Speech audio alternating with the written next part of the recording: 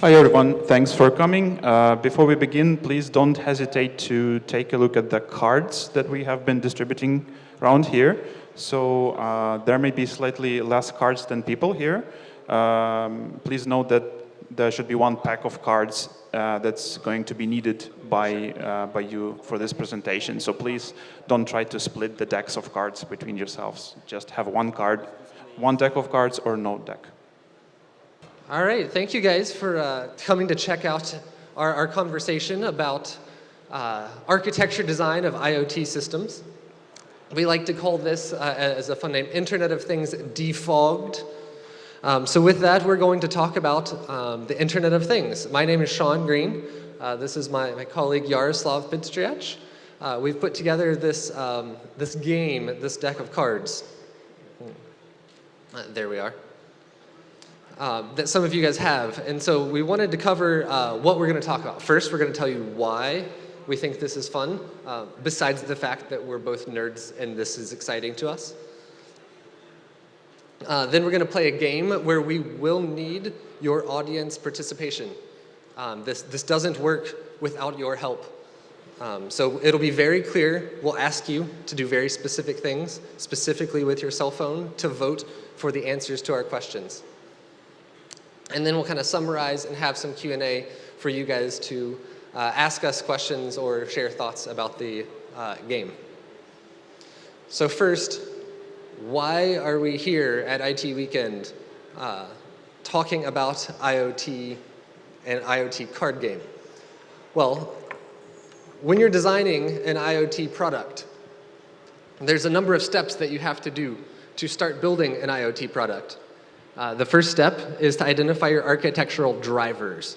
The drivers are the things that your product must do, the requirements you must meet. These are very important to identify and must not be skipped. The next part is to make your architectural design. That's where you actually choose exactly what components will my product have, how do I implement those requirements. And that's the part we really want to talk about today. So with an IoT system, there's many parts to an IoT system. You've got clouds, machine learning, mobile, big data, blockchain, all these fun buzzwords. The thing I like about IoT is that's where all of these buzzwords come together to do something useful. So part of this, there's a methodology called attribute-driven design. To build this game, we've been collaborating with Dr. Rick Kaisman. He's one of the kind of pioneers of attribute-driven design. And what attribute-driven design means, you first need to identify the attributes that your system needs, and then design around that. I know it's revolutionary, but one of the challenges is that, especially for architecture, the typical architect, anybody that has a role of like software architect, the reason they got that role is because they have lots of experience. 8 to 15 years of experience is typical for an architect. At the pace that software is growing and the number of challenges that we face, the world can't wait for all the junior software engineers to get 15 years of experience before we have more architects. So part of the attribute-driven design methodology in Dr. Kaisman's research is how do you provide access to be able to make good architectural decisions to junior engineers. And anybody who's here who is an architect, I'm sure that you've never been asked to make an architectural decision that was outside of your domain of expertise. That never happens in the real world, right? So when you're designing an architecture, there's certain steps that you want to identify. You want to identify the purpose, functionality, quality attributes, constraints, and architectural concerns. And so when you kind of feed all those in, the challenge is how do you then take those requirements and those drivers and map them to a real-world application? This is called the hard part. So the hard part is usually done by people who have lots of experience, that have that gut feel for what's worked, what's not worked. They've done it a number of times, so they're experts because they've failed many times already and know how not to fail again. Well, one thing that you can do is called a design catalog. So a design catalog is where you actually take information about a domain and you try to write it down in a way that somebody that's not an expert could still use that to make an informed decision. So SoftServe has done this multiple times now. We call it the smart decisions game. How do you make smart decisions in a domain you might not be an expert in? And for experts, how do you come up with a repeatable process to make decisions over and over? So this first debuted 4 years ago with a big data card game. Anybody who was at IT Weekend, I think last year, could have played the machine learning version of this game. And so this year we're coming to you with the third instantiation of Smart Decisions, IoT. So did some of you guys get the decks of cards? Guys, a couple? Great, I'm seeing them dispersed throughout. Excellent. So with this game, we have two major objectives. We really want to gently guide people through attribute-driven design. So we're going to talk about different attributes of the system, and the cards then have those ranked as to how those attributes map to a specific use case. And then we're going to introduce that reusable set of design concepts. We've divided that into categories within this card game of certain concepts that are repeatable within an IoT system. And so that's what we want to talk about today. So you guys hear IT Weekend products, great talk about innovation. Why do I want to come talk to you guys about IoT, besides the fact that I'm a nerd? So there's a guy named Tim Riley. He owns a publishing company that likes to put animals on the cover of his books. And he says, the guy with the most data wins. Could be true. We like to think that it's actually the guy that makes the best use of the data they have will probably be the one who wins. The important part of that is that you have to have data.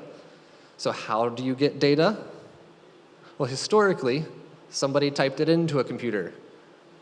Before everything was digital, a lot of data was printed out on paper documents or manually written down.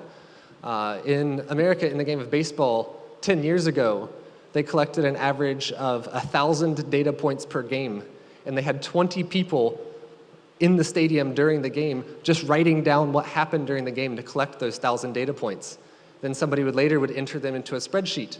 In the United States, thanks to the census, there's a job called manual data entry that costs about $30,000 a year for somebody to type numbers into a spreadsheet. So how much data can a person type into a spreadsheet in a year? Not all that much, really. So what if the data could automatically be collected from the real physical world, and then you could make decisions on it? Hence, automatic data entry. So how do we get automatic data entry? Where sensors are one of the major uses.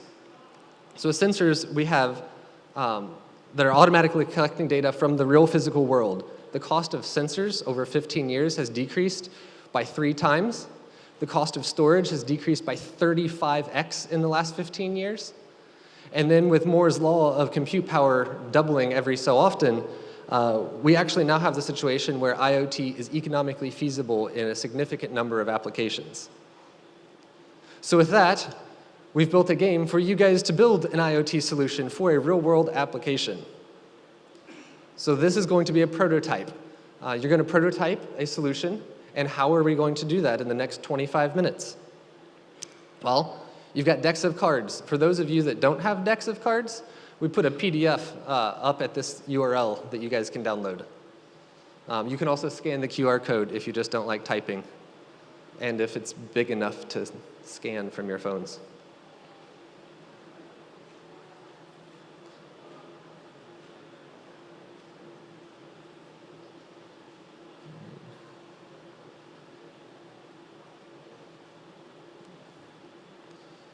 All right. So we still got the, sorry, I saw some of you guys were still trying to scan.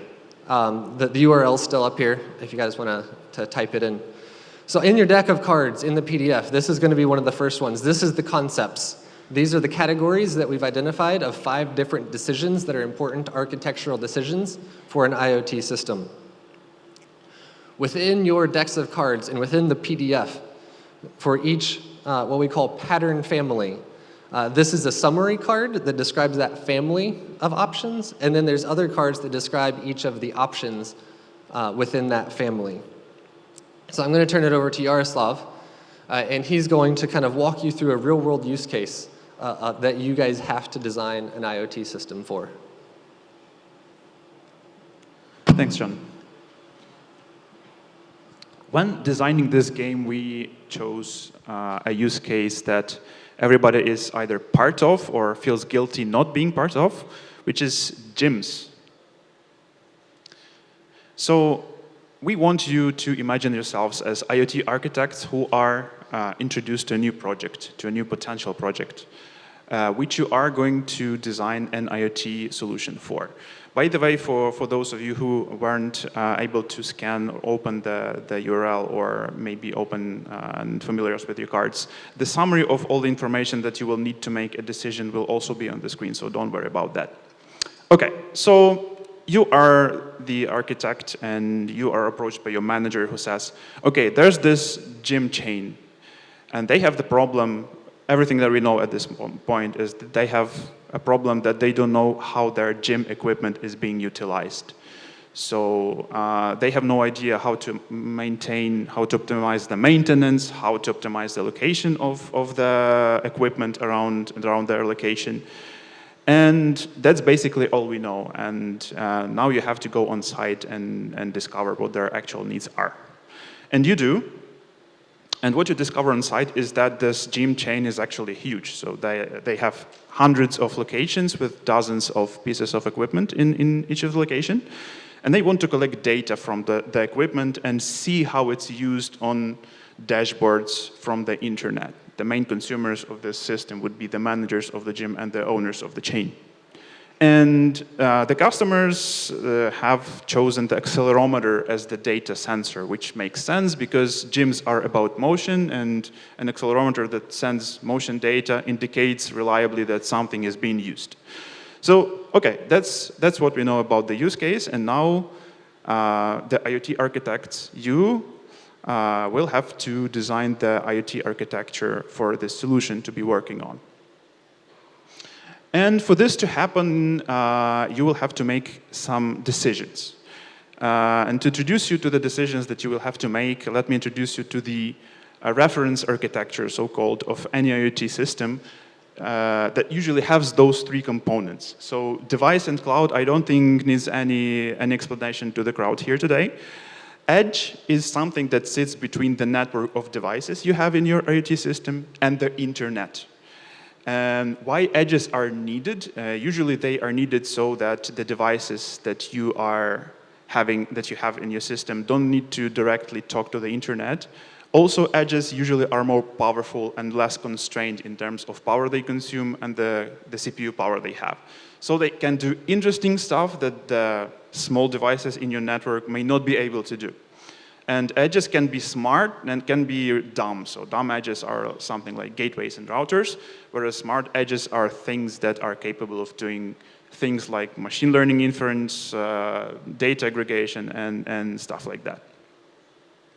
So this is definitely what you're going to end up with, right? So you have your sensors, you have the cloud, you have the dashboards. You may or may not have the edge. We'll talk about it later. We'll talk about it right now. Sometimes edge is not needed because there can be solutions where your devices talk to the internet directly. For example, if you have a device that can afford going to the cellular data network and communicating with the internet, you don't need to have edge strictly. So that's going actually to be one of the decisions you will make, whether or not we need edge and what kind of edge do we need in this case. Edge architectures can also include the fog component sometimes, but since the title of our presentation is Internet of Things Defogged, we will not cover fog today. Okay, so that's what we end up with. So in the particular design decisions, smart decisions game that we present to you today, in order to complete the game, you will have to do 5 decisions. You'll have to make 5 decisions.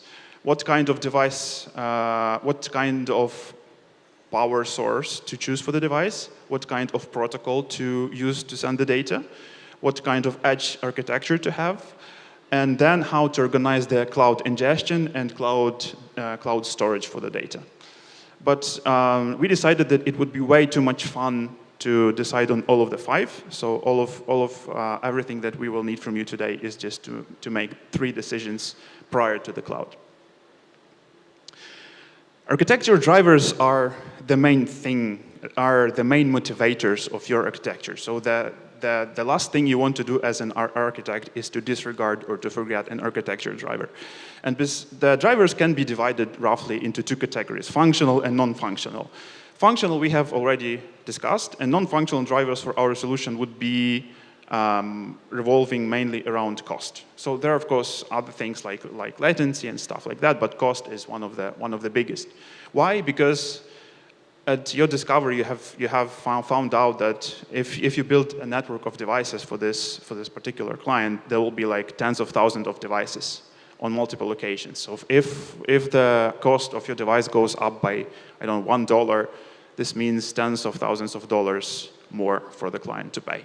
So keep in mind the costs, and keep in mind 2 kinds of the cost: the upfront cost of building the solution and the operational cost of maintaining the solution, which is also very important. Okay, so I'm leading you up to the first decision you will have to make, the decision about the edge architecture. And here are the drivers that are particular to edge. So first driver is cost economy, obviously. And here you can make basically two decisions, or two kinds of decisions. You can go without an edge completely, and you can think that it could be the most cost-effective decision, but then your decision about the edge could drive the costs of your devices up or down. So that's a trade-off you will have to make. Decision latency is another driver. Edge can reduce the amount of milliseconds that it takes for your system to make some kind of decision. And for mission-critical systems like, for example, cars, this can be really important. In cars, by the way, edge device is the central processing unit, you can say, the computer of the car, whereas the sensors are located throughout the car. Whether or not this is critical for the application we are designing is up for you to decide. Processing on edge is a driver which urges you to discuss and consider the processing power that you need for your system. How much stuff do you need to process? How much data do you need to crunch? Can you afford having the industry strength encryption on your devices as opposed to having the edge device handle it? And do you need any applications like machine learning inference for this particular application? That's the driver you also need to consider. So, action time. Please open your web browsers on your phones on this particular URL, and then select this particular, I think it's event ID, I guess. So you can type it right away. And you will be led to a page where you can vote. So I'll give you a second to make that happen.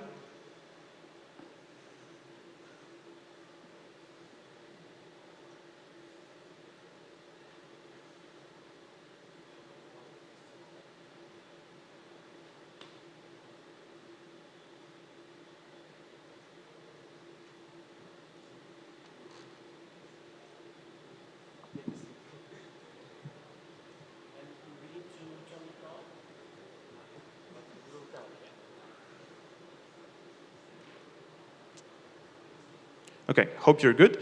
And as promised, this is the summary of the information I basically provided. So you have to pick one of the options here, considering the architectural drivers, which are the columns, where the approximate suitability of this driver for this particular choice is indicated by the number of dots. So you have approximately 2 minutes to cast your vote, to think about it and cast your vote. Good luck.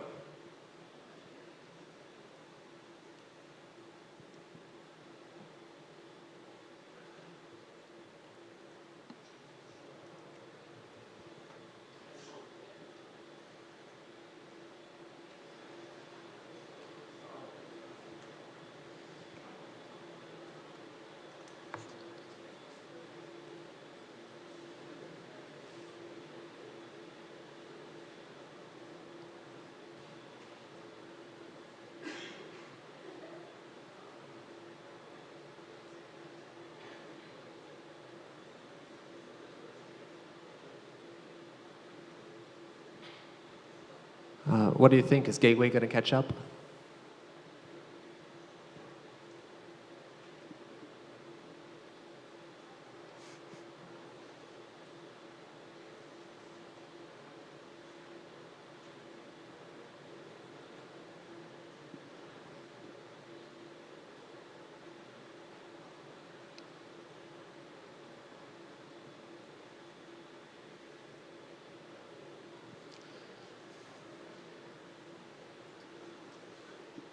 Okay, I think we can see the leader, Edge with Gateway. Cool. Thanks for voting. Let's take a look at what we think about it. So first of all, this table represents the gut feeling and our general knowledge about how we feel about this particular decision. So architectures are kind of chaotic systems, which means that small details that you discover with your prospect can significantly influence your architectural decision, maybe drastically influence. But you can see that from the table here, which represents our take on it, you can see which kinds of decisions we think are better or less good. There's no winner here. Architectures are art. But you can get a feeling of what we feel as IoT architects would be the best way to do it.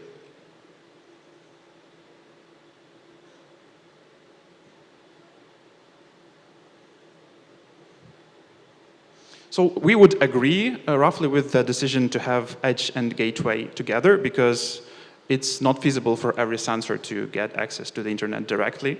And also, a lot of data from the sensors can overwhelm the small channel that the customer may have, and Smart Edge can help aggregate the data on the way. So, good job. Okay, I'm giving it to Shaun to continue with other decisions that we invite you to make. Okay, are you guys feeling okay about your decision? You guys happy with what you voted? Who's not happy with their vote? Nobody willing to say it? Okay, a few people willing to admit that they're not happy with their vote. The great thing about playing this game, you can change your mind. It costs you absolutely nothing to change your mind right now. Even afterwards, you can change your mind quickly. So that's why we call this game a prototype. Because when you're prototyping, it's very cheap to change your mind. It's very cheap to iterate. So this costs a whole lot less than actually having built a piece of hardware to decide, that was a bad choice. So next we're going to talk about protocol. For protocol, we've identified that there's 5 different drivers. So drivers are characteristics that once you weight those characteristics for your application, turn into drivers. So those characteristics that we want to talk about is first cost economy, which is the cost of the radio itself for doing the communication for that protocol, the cost of the subscription. So if you use like a cellular network, you'll need something. If you use like Wi-Fi, you're going to need some type of back-end LAN internet connection from an ISP. And then the cost of data itself. I'm from the United States, but here I really, really love the cost of your cellular data plans. It is fantastic. But it's a totally different equation if you're in the United States, how much a cellular data plan charges you per gigabyte. Next is bandwidth. How much data do you need to send? Do you need lots of data to know that a piece of equipment is being utilized, or does it only take a small amount? The other one is how often do you need to transfer that data? Some LP WANs actually have stipulations that you can only send 1 message per device per 15 minutes. Is that acceptable in your use case? As an architect, that's something you have to identify. Power efficiency. How much energy does it take to communicate over that protocol? It's going to take a very different amount of energy to communicate over a low-power mesh network than for a broadband LTE connection. And then that energy is kind of divided into categories. So whether you're transmitting, whether you're receiving data for things like firmware updates, just checking in from the server, doing mutual authentication. Idle power, a lot of radios will have a mode where you can put them into idle. And then sleep power, where you can put them in extra low power modes, but takes more work to wake up. Next is device density. Device density is how many devices are in the same area.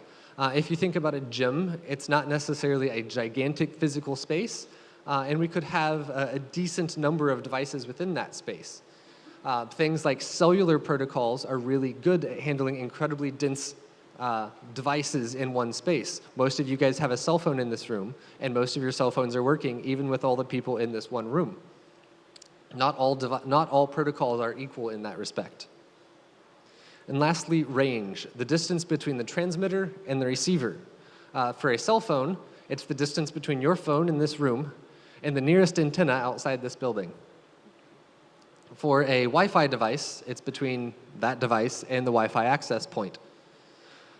So one of the options you guys have is a mesh. Mesh is a really cool networking concept where one device can relay the message of another. So if you have one device very far away, and it can't see the endpoint that it's talking to, as long as it can see a friend, that friend can relay the message for him. And that sounds like a great idea, but it does come at a cost.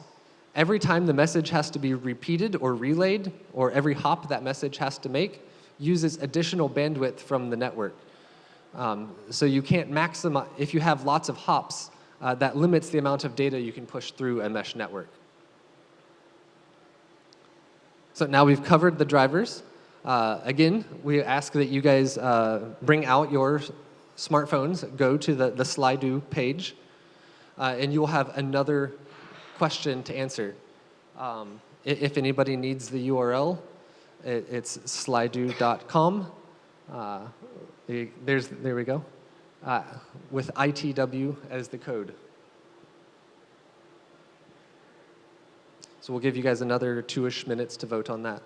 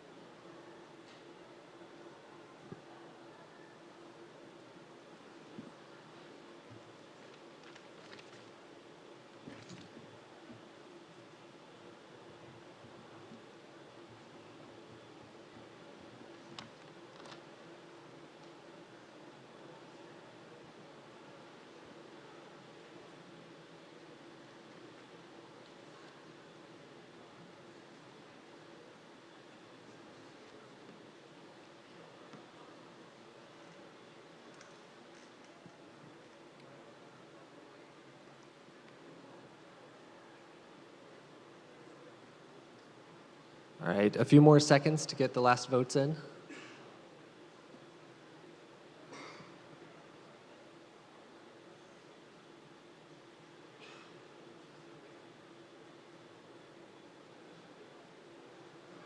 All right. All right, thank you guys for voting. We're going to jump back to the results, or jump back to our presentation, so we can go through our analysis. So very similar grid to what you saw last time. We added some overlays on that table about our opinions on the matter.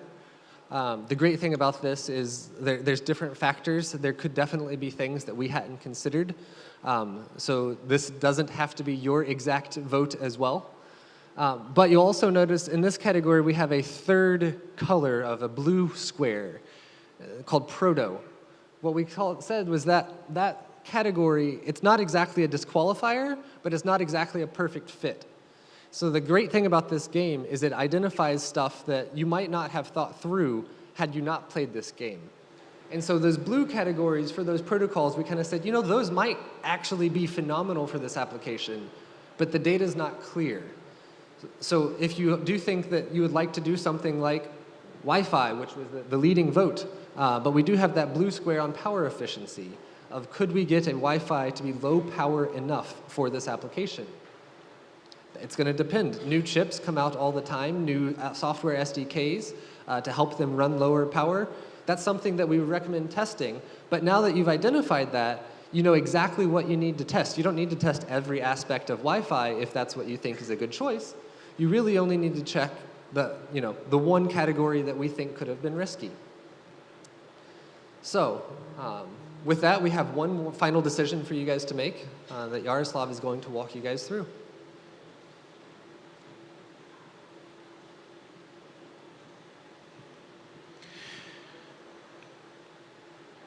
As we walk through the drivers for the power source, I hope you will understand and discover that this is where the decisions that you made in the past can really affect you right now.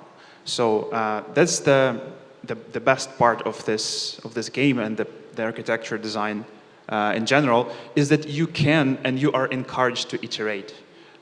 If you feel that you cannot make a good decision right now because of some decision in the past, you are more than encouraged to go back and revisit your decisions before. So let's go through very quickly through the drivers for the power source because we are slightly behind time. So for maintenance, you cannot choose not to maintain your power source because this is going to be most likely some kind of a battery. You can choose a replaceable battery or a rechargeable battery. Replaceable battery could be really tiny, and if you designed your device really well, it could be a coin cell, for example, which can even outlast the device itself if the device is really efficient. But you can go for rechargeable battery as well, where recharging can happen by a human that maintains the battery, takes it to charge, or it can be recharged by environmental energy using power harvesting, such as solar cells or piezoelectric crystals. Capacity is the amount of energy that your system can afford to use between the cycles, and you really need to consider this when you based on the decisions you made before. So, for example, if you decided that your accelerometer needs 5G connection with 100 megabit pipe to the internet directly, capacity has to be really huge right now. This is a gym, so your power source need to be at least somewhat mobile. Perhaps this includes running the extension cord to the dumbbell. So you should consider mobility as one of the main drivers here. For power sources, cost economy usually is incurred upfront. So the cost of energy is usually negligible. Your phone, for example, consumes something like $10 per year of electricity. And ruggedness, important factor in choosing the power source because electronics and power sources are good at existing in environments where humans are not so good at existing. So sometimes you need to really think how hot your battery can get or how wet it can get. So you should consider that. But again, this is a gym. This is not an oil well or space shuttle. So don't go overboard with this decision as well. The table, the link, the decision.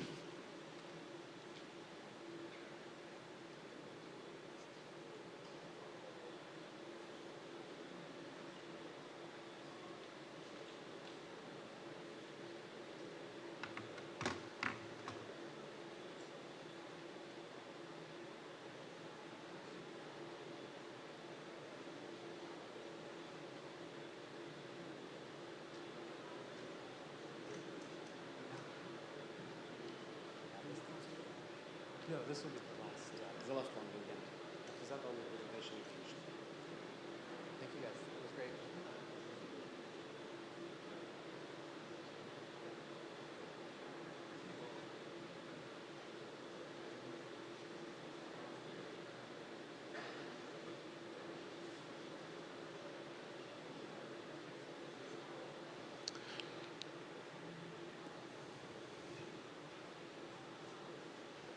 Okay, I think we have stabilized.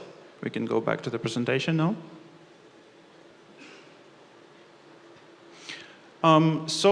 Interestingly, mains powered was one of the runner-up, number 2, and On one hand, it's not very optimal, but on the other hand, some of the equipment actually is plugged in. For example, the treadmill does have the power source available, and if you can modify it to extract the power source, and it drives down the cost of your device, it actually can be part of the architecture. It can be one of the trade-offs you make.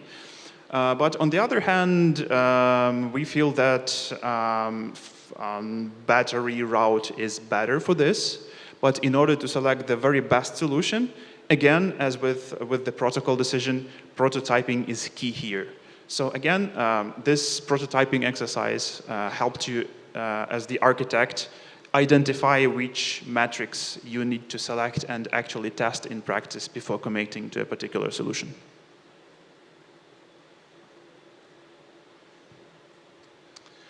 Okay, we are really glad that you have participated so eagerly in our game, and let us summarize a couple of items that we have presented to you using our little product, the Smart Decisions game, the free-to-use product that is available to download from the website, or you can take home from here. First of all, it cannot be overstressed that IoT architecture is an architecture, and therefore it's an iterative process, where iteration does not mean that you make one decision after the other, but then you need to consider them as a whole, and you are encouraged to go back and revisit your prior decisions. Second takeaway is that, particularly in IoT, you really need to test things before you commit. Actually, it is a very popular kind of projects that we are asked to do, is to measure, to build prototypes, to build actual sets that looks like the production, and verify, for example, if the RFID system can function as needed in this particular situation. It's not possible to just guess it. And the final one is that, and I hope you agree with us, is that the concept designs catalog is an important and useful tool for designing architectures. And our game is a design catalog, which is gamified. For non-experienced architects, it can provide information, or for experienced architects that have not experience in this particular field. For guys that have lots of experience, it reminds about key drivers that are not to be forgotten in any particular case. I hope you enjoyed our presentation. If you want to work on projects like this, you know where to find us. And thanks you very much for your time. We have some time for questions and answers.